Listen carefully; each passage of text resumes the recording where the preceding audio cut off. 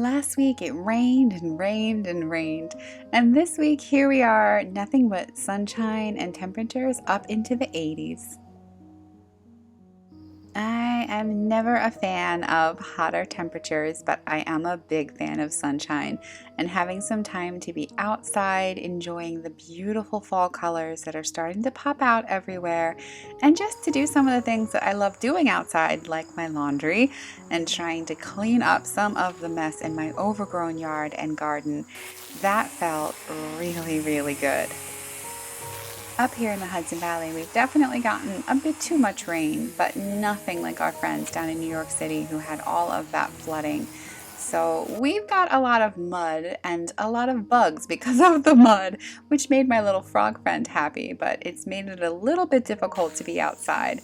I did decide to give my yard one more treatment. This is an essential oil treatment for the fleas and the ticks. I'm mainly concerned with the ticks. But as you can see, the bugs are everywhere.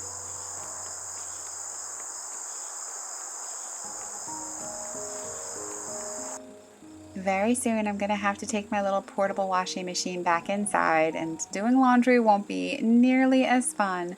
But for now, I'm still relishing this time outside. And if you look off in the distance, you can see all the little leaves falling, reminding me that even though it was 80-something degrees, it's fall.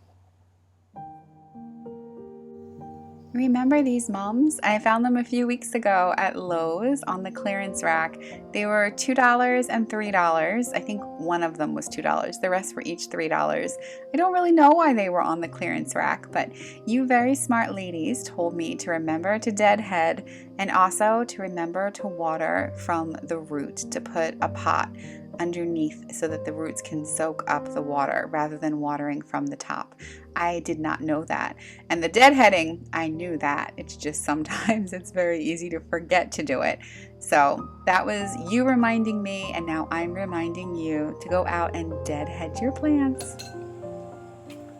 I decided to make myself some pumpkin donuts because of course it's fall, and who doesn't want pumpkin donuts in the fall time? And these turned out so good. And of course the bonus of me using anything pumpkin is Charlie gets a treat. Come on, buddy. There you go, bud. Oh, we shouldn't do it over the rug. Is that yummy? Oh, bud. As I've shared before, I've taken away refined sugar, and actually really pretty much all sugar. I haven't been using honey or maple syrup or anything like that. But that's been since June that I took that out, and I'm feeling really good without it. And I'm past that point where you crave sugar. But it's getting chillier, and baking is just not the same without a little bit of sweetness.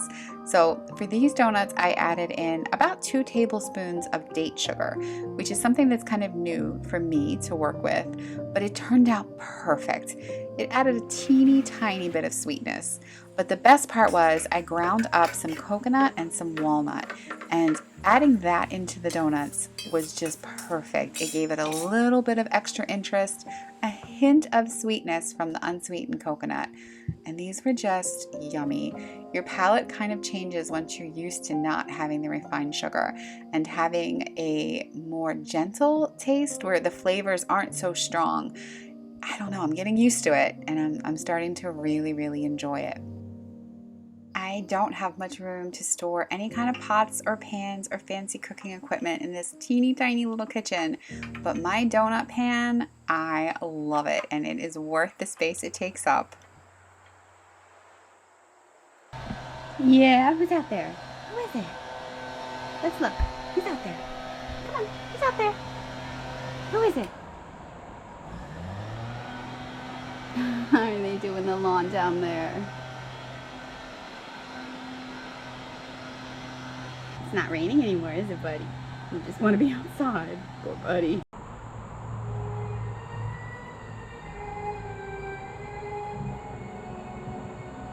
Pumpkin donut consumed. My little buddy. Hey, Charlie. This is us writing back to everybody. We're trying to. It's so hard to keep up with the comments, but I want to so much because I so appreciate, wow, look at this. I so appreciate people leaving lovely comments. So we're working on it today, aren't we, buddy? Hey, buddy, you want to go to Home Depot?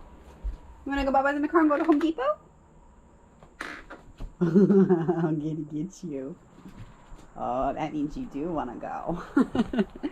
You want to go? All right.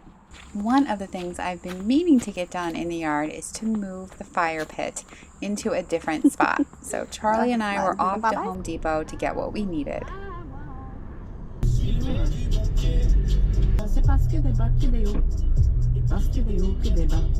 My awesome friend gave me this gift card earlier on, and I still have $21.72 left, which should cover the rocks for my new little bonfire pit. Here we go. Come on in. Good boy, buddy. Let's get your tail in. Good boy, buddy. Let's go.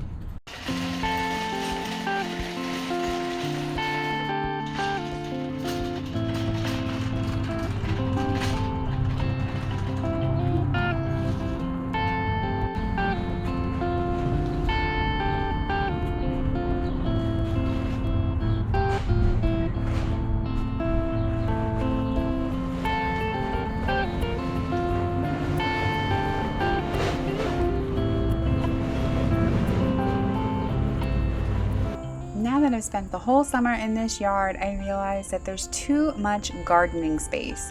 So next summer I'm going to be splitting it in half, and the back section of it will have grass. So I'm moving things forward. I'm gonna have to move the fire pit. I don't think it's safe to, although like the trees are providing wood for the fire pit. I think it's this guy who's dropping stuff.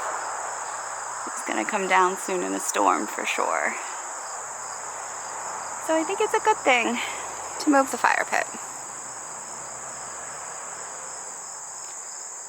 Which isn't a pit, it's just a fire ring, which is probably also not that safe either.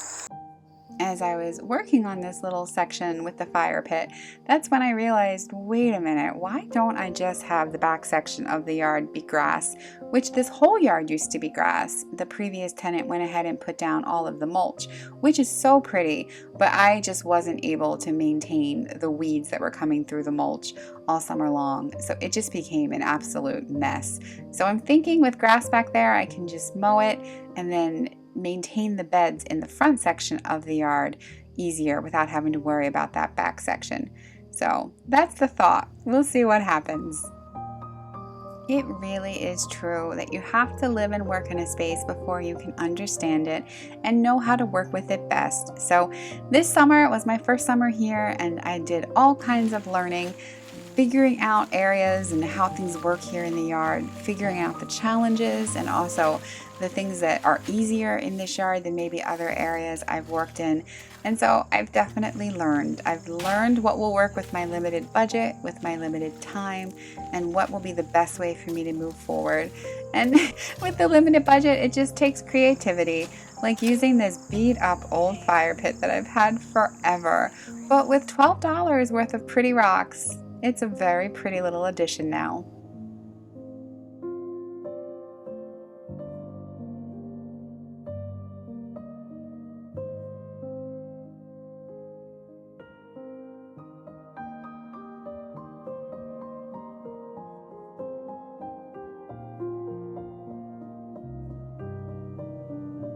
Speaking of gardening on a budget, I was at the Home Depot a different day and found an entire cart of mums that were about to be thrown out. So I went and asked if it would be possible for me to take them, and they said, sure, go ahead. So I brought home these slightly beat up mums, and I knew I wanted to plant them in the ground, which often that will kind of revive them. If not this year, by next year they should be revived and beautiful. That is, unless the deer or the groundhog come and ravage them. I've never planted in this area, so I don't know whether things will destroy any of the plants here.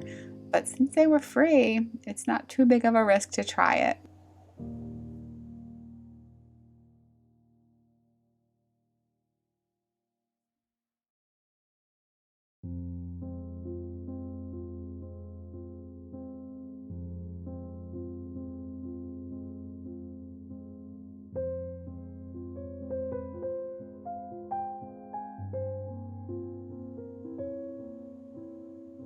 Often here in the winter, the sun is MIA, so I'm reminding myself to go out as often as I can, especially in the morning, even if it's just something as simple as having my coffee and my pumpkin donuts out in the garden. First thing, it just feels so good to be in the sunshine.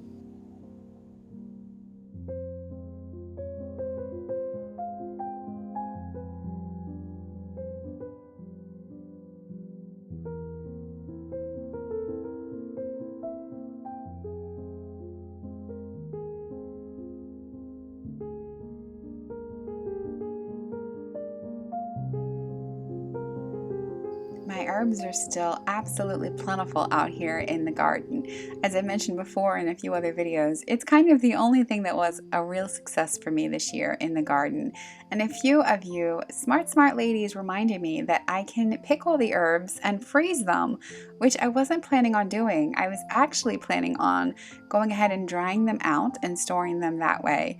But I've been drying out herbs and things in the oven at a low setting, but it was so hot the last few days. So the idea of just freezing them sounded much more appealing. So I gathered a bunch. I still have so many more, but I gathered a bunch and I sat down and decided to go ahead and make up some frozen little cubes of herbs that I know I'm going to enjoy using this winter.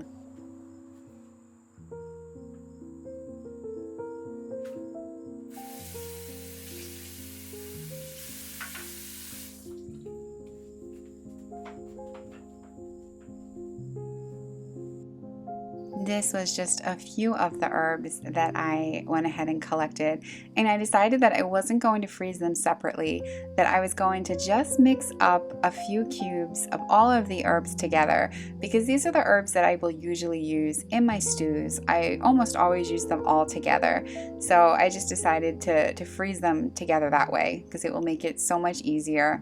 And I was debating between freezing them in olive oil or in water, because both of those can kind of have their benefits. If you're going to be doing a stir fry, it's nice that they're frozen in oil because you can just use that cube. But if you're going to be putting it in a soup or a stew, it could be easier to have the water where you just melt the water and then use the herbs.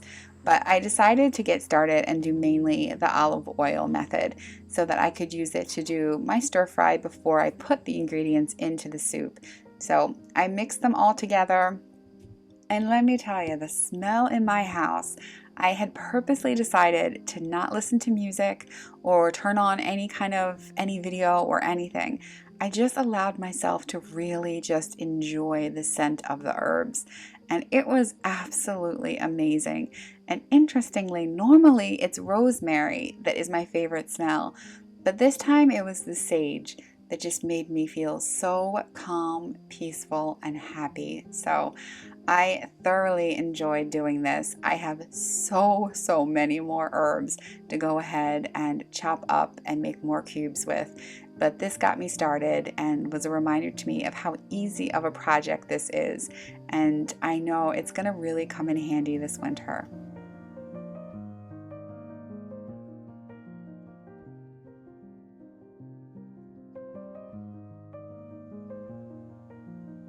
I did just a few with water to get started, but I need to come back and do a lot more chopping, and then I'll have more that I'll do with water so that I'll be all set for maybe even more than the winter.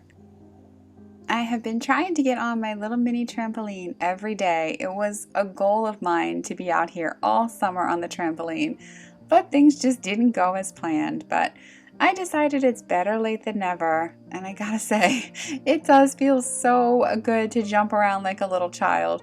I mean, it's good for your lymphatic system, that's why I'm doing it, but it's also just so good for the mind to make you feel happy. And I mean, what could be happier than bouncing around in the sunshine?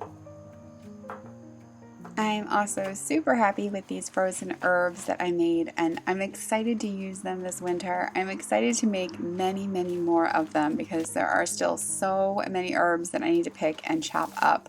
But this was such a fun and therapeutic little project to do.